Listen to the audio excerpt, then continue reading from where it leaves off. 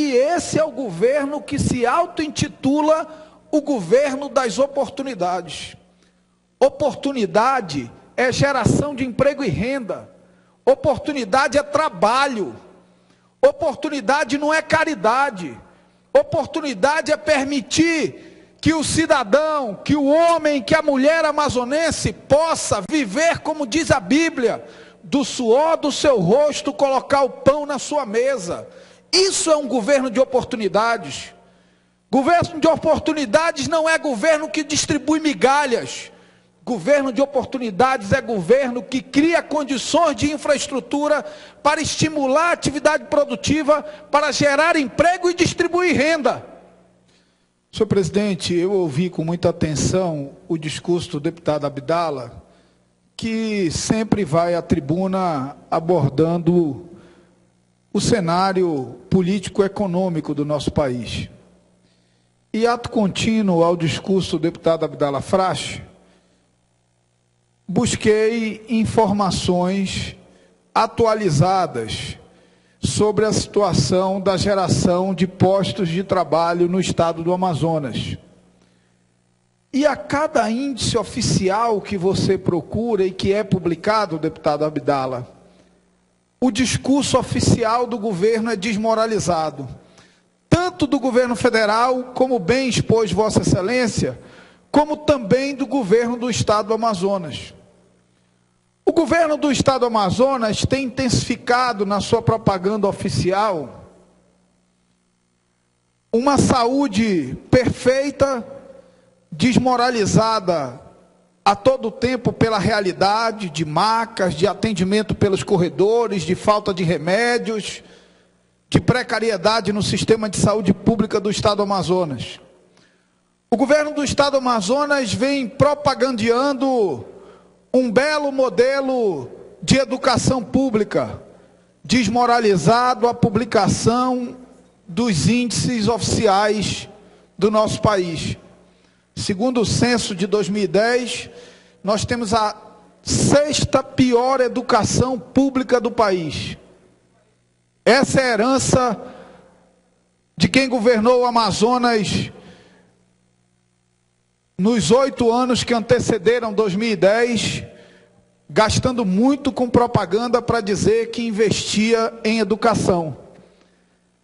Agora, ao final desse novo ciclo de governo, é publicado o índice PISA, um índice internacional, e o Brasil é um dos piores do país, e o Amazonas dentro do Brasil é o penúltimo em proeficiência em matemática e em português.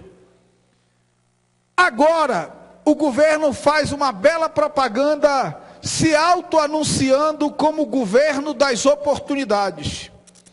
E aí é publicado o CAGED, o Cadastro Geral de Empregados e Desempregados do mês de abril. E enquanto no Brasil houve um crescimento do número de postos de trabalho formais no mês de abril, no Amazonas houve um decréscimo no mês de abril de 0,32%. No mês de abril, deputado Fausto Souza, foram fechados, eliminados, 1.644 postos de trabalhos formais. Esse é o pior resultado dos últimos 12 anos. Há 12 anos o Amazonas não tinha a eliminação de tantos postos de trabalho num mês só. E esse é o governo que se auto-intitula o governo das oportunidades. Oportunidade é geração de emprego e renda. Oportunidade é trabalho. Oportunidade não é caridade. Oportunidade é permitir que o cidadão, que o homem, que a mulher amazonense possa viver, como diz a Bíblia, do suor do seu rosto, colocar o pão na sua mesa. Isso é um governo de oportunidades. Governo de oportunidades não é governo que distribui migalhas. Governo de oportunidades é governo que cria condições de infraestrutura para estimular a atividade produtiva, para gerar emprego e distribuir renda. Esse não é um governo de oportunidades. Esse e o passado e o anterior é o governo da falta de oportunidade. É o governo que trata as pessoas com caridade, onde deve tratar com dignidade. É o governo que deixa o cidadão se alagar para ir lá entregar um cartão. É um governo que não dá assistência técnica e deixa a produção se acabar para ir lá dar uma anistia. É o governo que não gera emprego para ficar distribuindo favor e trocar esse favor por benefícios eleitorais. E quem está dizendo isso não é o deputado Marcelo Ramos.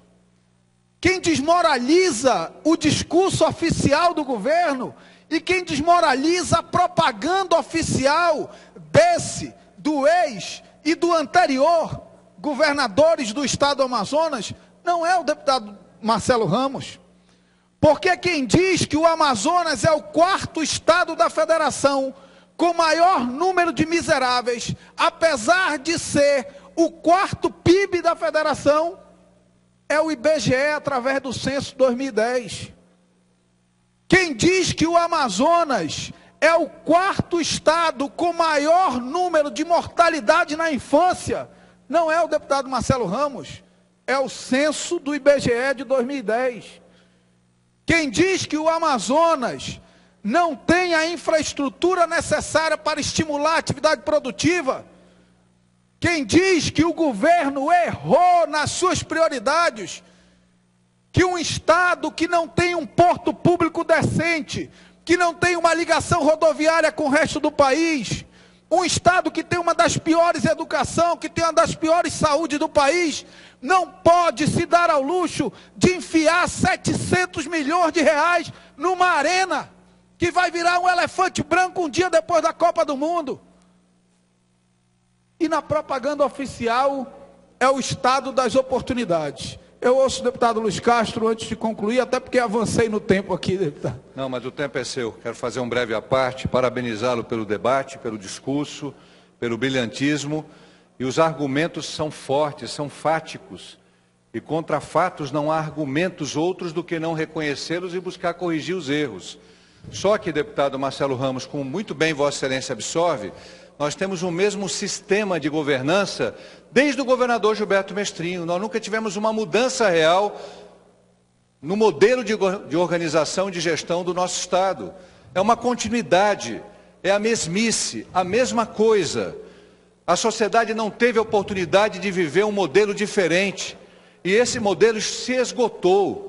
Esse modelo está se tornando um modelo inviável, porque os resultados dele são cada vez mais negativos. E ele só é mantido com muita publicidade, com muito gasto público, jogando fora oportunidades que a população do Amazonas precisa delas para que esse Estado tenha um desenvolvimento sustentável que não tem ainda.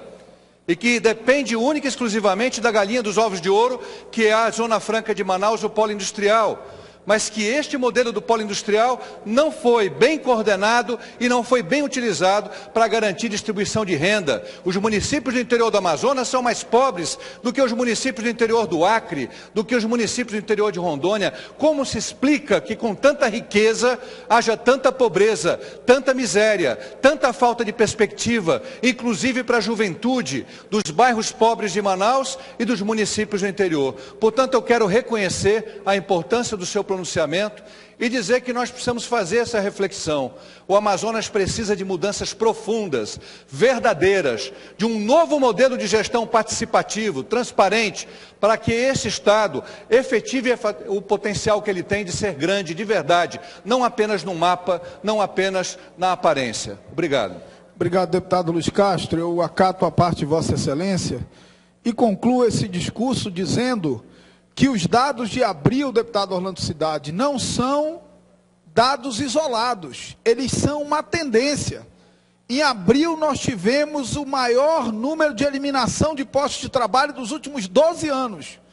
Mas no último quadrimestre, enquanto o Brasil aumentou o seu número de postos de trabalho, o Amazonas eliminou 3.232 postos de trabalho, segundo o CAGED. E sabe por que postos de trabalho estão sendo eliminados no Amazonas? Porque o dinheiro que deveria estar sendo utilizado para estimular a atividade produtiva e, como consequência da atividade produtiva, gerar emprego e distribuir renda para o povo do estado do Amazonas, ele está saindo no ralo da corrupção, da ineficiência administrativa e do desperdício. Porque o Estado compra mais caro do que deveria comprar, porque o Estado gasta muito com propaganda e gasta pouco com coisas prioritárias, porque o Estado constrói elefantes brancos e não constrói um porto público decente para o Estado do Amazonas, porque o Estado faz conchavo com o governo federal para resolver interesses próprios, mas não dialoga com o governo federal para superar a crise energética que nos impede de produzir mais, para superar a crise de comunicação que nos impede de produzir mais, sem porto, sem estrada, sem hidrovia, sem ligação rodoviária com o resto do país, sem comunicação, sem energia. Produzir aqui é um ato heróico e não há política industrial que se sustente, não há política industrial sustentável fundada apenas em incentivos fiscais.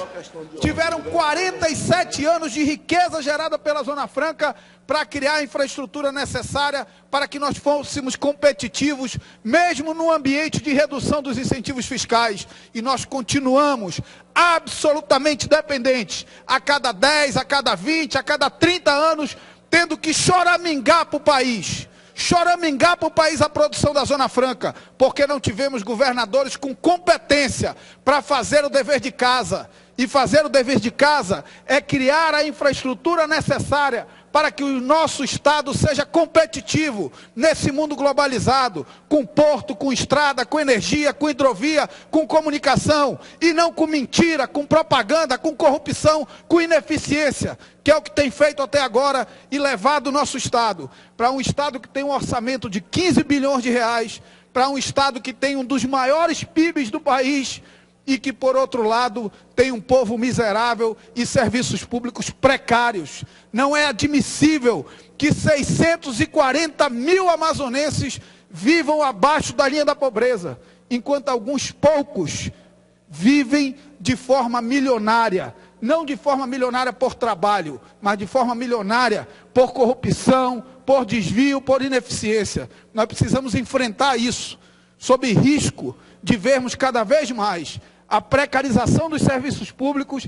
e cada vez mais os índices sociais despencarem no estado do Amazonas. Esse é o desafio do futuro. O Amazonas precisa olhar para o futuro com os olhos da verdade e da transparência, porque propaganda pode eleger um novo governante, mas propaganda não resolve os problemas da vida real das pessoas. Muito obrigado.